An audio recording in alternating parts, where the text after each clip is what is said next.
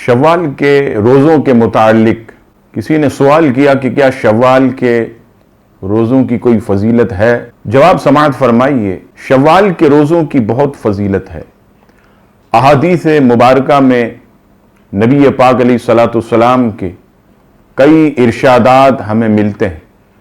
چنانچہ مجمع الزوائد تیسری جلد صفحہ نمبر 425 پر حدیث نمبر 5102 حضرت سیدنا عبداللہ ابن عمر رضی اللہ تعالی عنہما اس حدیث کے راوی، نبی پاک علیہ السلام نے ارشاد فرمایا کہ جس نے ماہ رمضان کے روزے رکھے پھر 6 روزے شوال میں رکھے تو گناہوں سے ایسا نکل گیا جیسے آج ہی اپنی ماں کے پیٹ سے پیدا ہوا ہے۔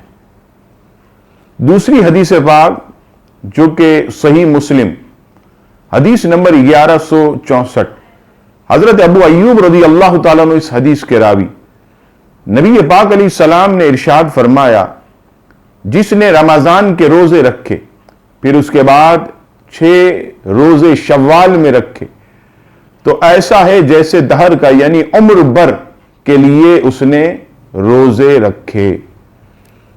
نبی پاک علیہ السلام کی اس دوسری حدیث سے یہ ہمیں معلوم ہوا کہ شوال کی روزوں کی بہت فضیلت ہے اور عمر بھر کے روزوں کا ثواب جو ہے وہ حاصل ہوتا ہے۔